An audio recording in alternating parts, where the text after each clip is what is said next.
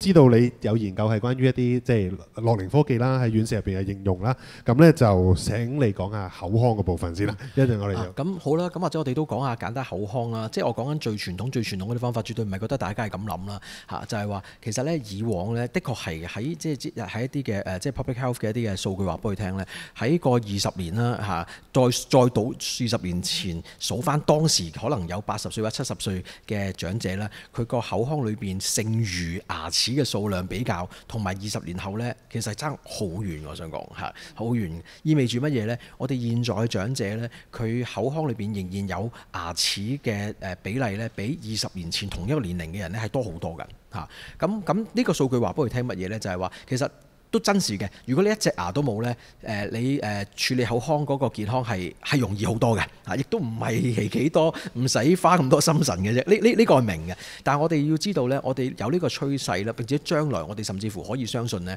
可能60歲以上或者甚至乎80、70歲以上嘅長者呢，佢嘅牙齒係一顆都冇掉失嘅嚇。呢個比例係好高嚇。咁呢個好似喎，咁其實都大類問題喎，就係點解呢？以前我喺院舍打開個口，全部都假牙，掹咗副假牙出嚟，咁咪搞掂咯，好 easy 啫喎，係咪唔使使乜科技啫係嘛？但係依家我哋面對嘅長者，佢哋嘅口腔裏邊呢，可能佢掉失牙齒嘅數目可能係1、2顆，意味住佢係健全整齊嘅嚇。咁樣會產生咩問題呢？就係呢。咁但係如果佢入得院舍，佢一定有相當嘅失能佢先入院舍，佢自己搽洗面搞掂晒，唔使入院舍係咪？咁佢嘅口腔點樣去到處理呢？咁個研究話俾佢聽咧。特別係一啲咧有認知衰退啦，甚至乎係有一啲中咗風嘅患者咧，佢口腔嗰個健康啦嘅質素係會特別差嘅。點為之特別差呢？特別可能佢細菌特別多啦，蛀牙特別多啦，牙肉發炎嘅情況比較嚴重啦，痛啦，呢啲情況會好嚴重。咁呢啲咁樣嘅問題係因為啲乜嘢呢？其實都係因為佢口腔處理得唔好，甚至乎啲新啲嘅研究好有趣。如果你興趣睇下，就係話口腔嗰個菌啊，或者佢處理得好唔好呢，間接地影響佢有認知衰退嚇。咁當然呢啲係比較早期啲嘅study 睇到啦，但係唔係好 certain。咁意味住咧口腔健康其實都係一個對於佢整體健康啦，對佢 well-being 咧係好重要嘅。咁以前呢，我哋都做過一段時間喺院舍入邊啊，或者就係醫院入邊工作啦。咁點樣去處理啲牙齒啊？最常見嘅就係咧即係以前講緊唔係講而家嚇，可能攞啲gauze 啊用一啲嘅嗰啲叫做消毒藥水啦，我哋叫做嚇。咁去到洗啊，咁實洗啲牙肉嘅啫。咁個研究話俾佢聽咧，其實最有效嘅咧，始終都係一個叫 mechanical brushing， 即係我哋叫做用即係用機械牙刷，要刷洗咧，即係能夠最有效嘅。咁你話咁好簡單啫，咁刷牙咪得咯。咁但係其實唔係咁容易幫人刷牙㗎。我想大家知唔知？你自己刷牙都唔係咁容易啦。第一唔係咁容易幫人刷牙。第二咧就係長者口腔裏邊嚟講咧，佢入邊啲牙齒亦都唔係咁。如果冇受訓，亦都唔係話真係好容易。咁所以呢度係一種技巧啦。第二種問題咧就係咧，好多長者佢點解佢唔能夠自己刷牙，都係因為佢有機會中咗風啦，或者年紀大咗，佢個 swallowing 即係佢吞煙咧，其實都係有風險喺度嘅。即係解佢啲水咧，如果處理得唔好嘅話咧，可能會捉到佢。而你刷咗啲污糟嘢出嚟，係嗰啲嘢細菌入咗去個肺嘅話咧，會吸入性肺炎，呢個風險其實都會增加嚇。咁所以咧，有啲以前嘅人就咁唔好刷牙啦咁樣講，咁又係另外一個極端嚟。咁依家科技幫到你，咁可能而家見到呢啲可能嗰度都有一台我諗下咁介紹嘅就係、其實咧，我哋可以透過 mechanical brushing 啦，同一時間咧，其實個頭入邊有 suctioning 嘅，即係有嗰啲叫做抽吸入抽針抽咗佢啲水嘅。咁所以咧，佢可以透過咧用一啲水劑啦，或者甚至冇咁稀嘅水劑啦，去作為一個清潔劑啦，去到同佢用超聲波嘅方法、超聲波牙刷嘅方法啦，去到洗。咁其實好有效幫佢清潔牙齒，亦都好有效咧減低佢因為刷甩咗啲細菌啊、污糟嘢牙菌膜出嚟，引致到吸入性肺炎嘅風險。或者我都喺度停一停呢樣。咁唔知胡平即係頤養院同事前線處理嗰個口腔係點樣護理嘅呢？好，咁我諗咁啦，頭先都提過啦，因為好多老人家嗱，如果佢刷到牙或者係我哋嗱幫人刷牙係唔容易嘅，但係如果佢能夠即係俾到我哋同事自己刷到牙，當然你自己刷啦，刷唔到而佢亦都能夠可以聽到同事即係話俾你聽擘大口，同事去幫佢刷牙呢，我哋呢而家仍然都係早晚都係要刷牙嘅。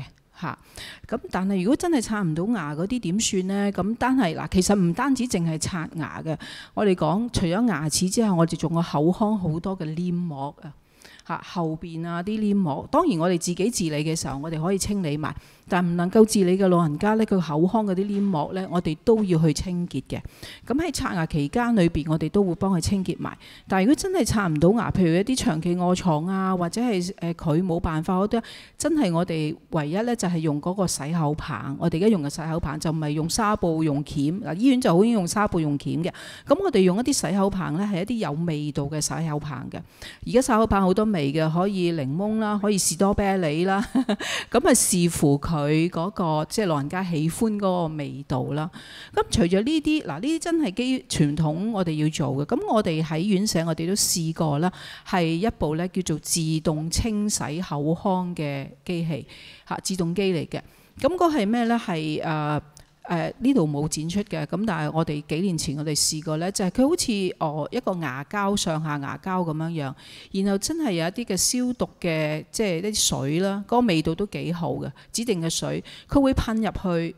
然後幫你沖洗，然後咧跟住啲水咧就會吸翻晒出嚟嘅。咁我哋都用過一段比較長嘅時間，但係個限制喺邊處咧？就係第一咧，就係如果嗰個老人家佢願意張開個口俾你套個牙套咧，咁就冇問題啦，完全都。但係有啲老人家係，尤其是全臥床或者係佢嗰個身體狀況都係比較虛弱或者比較攣縮嘅老人家咧，其實要張開個口亦都係唔容易嘅。咁所以我啲同事都反映翻，就係正正最需要嘅老人家咧，係用唔到呢啲即係儀器喺當中。咁所以咧基於呢個原因啦，第二個原因咧就係實在嗰個消耗性嗰個費用太貴啦，因為一樽清潔呢個口腔嘅藥水係300蚊。咁300蚊唔係使到好多次，咁最後嚟講，同埋即係最需要嘅老人家真係用唔到嘅時候呢，最後我哋真係冇辦法都放棄咗啦。而家我哋期待緊有冇一啲更加新嘅科技產品係可以幫到啲老人家嗱，因為呢，我哋都講啦，就算係你超聲波，如果完全冇水，有水係要好小心嘅。如果一啲吞嚥困難，我哋都知道有啲用鼻胃管位置吞嚥困難嘅老人家呢。個口腔衛生係好重要，呢個一定嘅，因為口腔好多細菌，如果個細菌落到去個肺嗰度，真係會好容易去肺炎啦。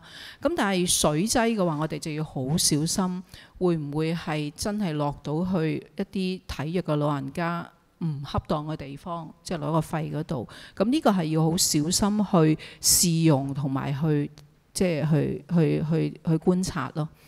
即係嗰個洗口機嘅時候呢，其實我俾老人家用呢，我自己試過嘅，即係會唔會唔舒服啊？即係嗱，即係我諗我喺呢度都同阿 Jeffrey 分享啦。所有啲科技產品用喺老人家之前呢，我自己都會同啲同事一齊去試下，去感受下，因為有啲老人家唔識話俾你聽好唔好啊。我哋呢個智齡科技工作坊正正就係都有啲商界嘅朋友參加，所以佢哋聽到你哋嘅意見咧，去改善一下佢哋嘅產品啊！呢個即係或者引入一啲即係可能外國嘅一啲其他嘅科技嘅工具去即係聆聽到即係用家嗰個需要咯。